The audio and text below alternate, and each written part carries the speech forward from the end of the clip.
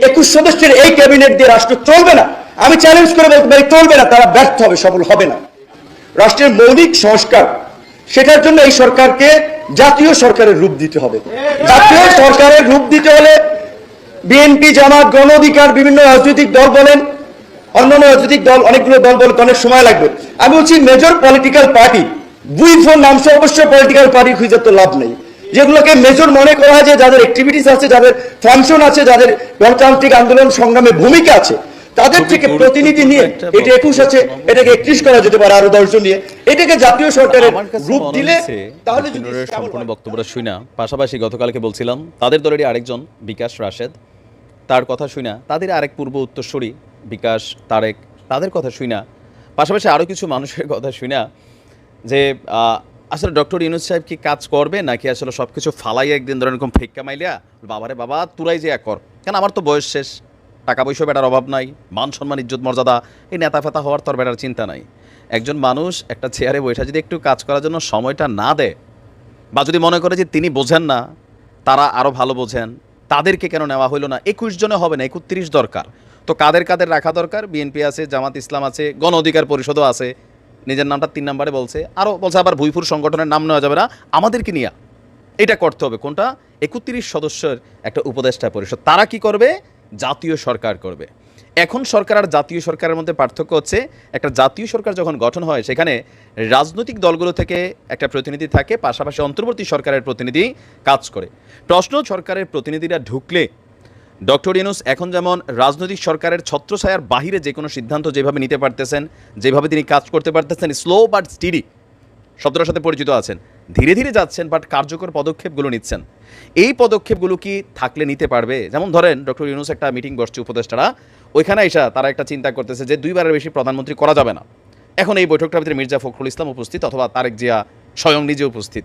তো এই সিদ্ধান্তটা নেওয়াটা কি এত সোজা? কারণ এই সিদ্ধান্তটা বাস্তবায়ন হলে প্রথম খরকটাই যাবে কার উপর দেয়া? বেগম খালেদা জিয়ার উপর দেয়া। সোজা হিসাব না।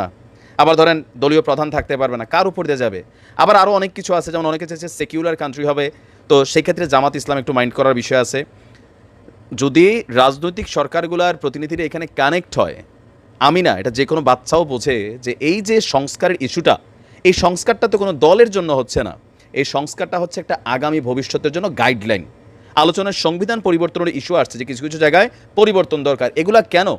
রাষ্ট্র ক্ষমতায় আওয়ামী লীগ গেছে, বিএনপি আসবে, আবার বিএনপি একসময় যাবে, জামাত আসবে, জামাতের বদলে আবার হয়তো একটা নতুন দল আসবে। কিন্তু দল যে যখনই তোমরা রাজনৈতিক ক্ষমতায় বসো, কিন্তু ক্ষমতার পালা বদলের পরে অথবা ক্ষমতায় থাকাকালীন প্রশাসনকে ব্যবহারের সুবিধা নাই। ক্ষমতার থেকে চেঞ্জের পরে বাজারঘাট ইজারা, দখলদার, পিটাপিটি, মামলা হামলা, পুলিশ গাড়ি জ্বালাও চুরাও, এলাকা থেকে মানুষ ভাগবে, দেশ ছেড়া ভাগবে। এই যে সিস্টেমগুলোকে পরিবর্তন করার জন্যই তো তারা কাজ করতেছে, তাই না? তো এখন তাড়াহুড়োটা কেন চাচ্ছে সবাই? একটাই কারণ, চেয়ার। এই যে চেয়ারটাতে উপদেষ্টা হিসাবে বসতে পারতেছেন। আপনি দেখেন বড় বড় ইনফ্লুয়েন্সার যারা এতদিন অনেকটা আমার কাছে শ্রদ্ধার জায়গা তৈরি হইতো, এখন মনে হচ্ছে সবাই খালি চাচ্ছে তারে কেন উপদেষ্টা বানানো হচ্ছে না। বিপিনুর থেকে শুরু করে যারাই আছেন, অনেক বড় বড় মহারথীরা, নাম বললাম না, মনে হচ্ছে সবাই চাইতে স্যার আমি তো অনেক বুদ্ধিমান, জ্ঞানী, আন্দোলনটার পেছন থেকে এটা করছি। আবার দেখেন এখন তারাই কিন্তু সাক্ষী দিয়ে দিচ্ছে। কোনটা? ছাত্রদের কি ক্ষমতা ছিল নাকি? ওই যাত্রাবাড়ি পুরোটা শিবিরের দখলে ছিল, ওই জায়গাতে বিএনপির দখলে ছিল, ওইখানে গণ অধিকার পরিষদের কর্মীরা ছিল। তো শেখ হাসিনা তো এটাই বলছিল যে ছাত্রদের ঢাল বানাইয়া পেছনে বিএনপি জামাত আসছে। তো কথা তো তখন ঠিক আছিল। এখন এই কথাগুলোর আবার তারা আরেক অংশে জায়েজ করে যে হ্যাঁ সরকার মনে ওই সময় এই কারণে অ্যাকশনে গিয়েছিল। দেখেন যখন ক্ষমতা নিয়ে ভাগাভাগি কামড়াকামড়ি শুরু হয়, তখন এটাই সমস্যা। বিপিনুরের অনেক বক্তব্য জায়েজ, তবে এই মুহূর্তে এটাকে ধৈর্যই করার সিস্টেম নাই। যে কোনো জায়গায় সরকারি চাকরি পাইতে যেমন সোজা, যাইতেও আবার এরকম কষ্টকর। তো কাজ করছে আস্তে আস্তে, একটু প্রেশার ফ্রি করে ওনারা সময় দেন না। এই টেলিভিশনে আলোচনা শুরু করলেন, এটা হবে না, এই সরকার ব্যর্থ হবে, তিনি বয়স্ক মানুষ, তারা হয়তো ওইভাবে ফাংশন করতে দিবে না। তো ভাই, যে মানুষটা কাজ করে টাকার জন্য তো কাজ করে না, নাকি না ওই যে প্রধান উপদেষ্টার বেতন ভাতা বোতা এগুলোর জন্য কাজ করুনি, নাকি ওনার মান সম্মান পরিচিতি নাই? কোনটা? সব আছে। উনি যেটা করতেছে রাষ্ট্রের কল্যাণেই করতেছে, সোজা হিসাব, সোজা হিসাব। তো এই লোকটার একটু কাজ করতে দেন। এক একজন এক এক ধাপে আইসা হুমকি দামকি বক্কর চক্কর, ক্ষমতায় না আসতেই তো আমরা দেখতেছি অনেক কিছু। তাড়াতাড়ি এসে কেমনে কিলাবে, কেমনে মারবে, কেমনে গুতাবে। তো এই গুতার তো 16 বছর খাইয়েই আপনারা আছেন। তো মনে করতেছেন আগামী 16 বছর তার আওয়ামী লীগ আসবে না, এরপরে আসবে তো আইসা আবার গুতাবে। এটাই তো আমরা চাচ্ছি মনে হয় আমার কাছে।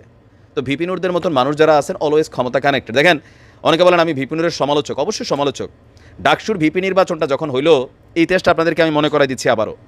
বলা হলো নির্বাচনটা ম্যানুপ্যালেট হয়েছে, নির্বাচনটা আবার দরকার, কিন্তু ভিপি নুর বলতেছে আমার সিটটা সঠিক নির্বাচন হয়েছে, ভিপি পোস্টটা ঠিক রেখা বাকি যে পোস্টগুলো আছে ওইখানে আবার নির্বাচন দরকার। এটা কি আমার কথা? শেখ হাসিনার সামনে যে মায়ের ছায়া, একদম হাফ প্যান্ট ল্যাংটা কালের থেকে ছাত্রলীগ করতো, মায়ের চেহারা দেখেন যেইখানে যায় সেইখানের পানির ভাজি কিন্তু ধরে। আর এখন বৈষম্যবিরোধী ছাত্র আন্দোলনের অনেক নেতারা ভিপি নুরেরই শিষ্য, কিন্তু তারে কেন নিচ্ছে না? মানুষ ওইভাবে চাচ্ছে না। হয়তো সে একটা দলের পক্ষ থেকে এমপি হবে, সেটা আলাদা জিনিস, কিন্তু তাদের এই পালপিটিশন, বিশেষ করে গণ অধিকার পরিষদের নেতারা যেই পরিমাণ এফোর্ট দিচ্ছে তাড়াতাড়ি একটা চেয়ার আর একটা এমপি হওয়ার, হ্যাঁ 2-3টা সিট হয়তো পাবে, এই জায়গাটার জন্যই।